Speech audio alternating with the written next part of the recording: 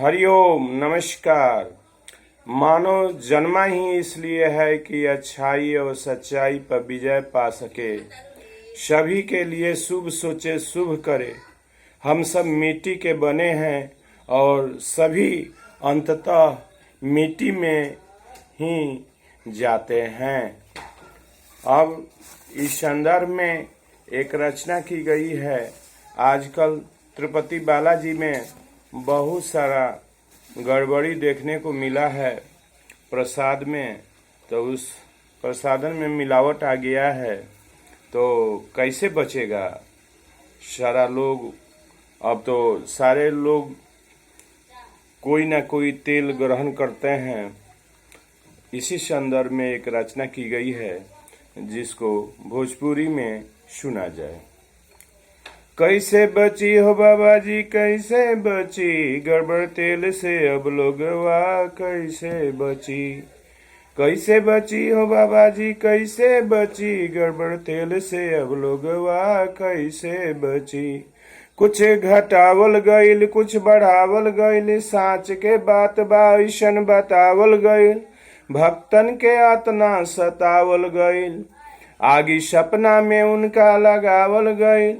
आधा मिलावट आधा दिखावट में कैसे जची, आधा मिलावट और आधा दिखावट में कैसे जची। गड़बड़ तेल से अब लोगवा कैसे बची। कितना बड़का तेल कंपनी लंगटे नजरे आ गईल, जब तिरुपति बालाजी से फेंट फाट के पर्दा उठावल गईल। अब आई दिन हिंदू के खुशी के खातिर रहल, चारों तरफ निराशा ही निराशा उगावल गईल। कन कन घुलल डिब्बा अब कैसे लगी हो, कन कन घुलल डिब्बा अब कैसे लगिल। गड़बड़ तेल से अब लोगवा कैसे बची, कैसे बची हो बाबा जी कैसे बची। गड़बड़ तेल से अब लोगवा कैसे बची। तनिक भारत के भीतर के तड़प के देखी, जानवर और मछली से गुदगुदावल गईल।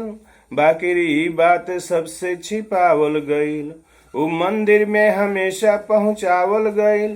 अब पुजारी लोग गम गम गंध के फेरू कैसे रची, ओ पुजारी लोग गम गम गंध के फेरू कैसे रची। गड़बड़ तेल से अब लोगवा कैसे बची, कैसे बची हो बाबा जी कैसे बची। गड़बड़ तेल से अब लोगवा कैसे बची, गड़बड़ तेल से अब लोगवा कैसे बची। हरिओम, हर हर महादेव।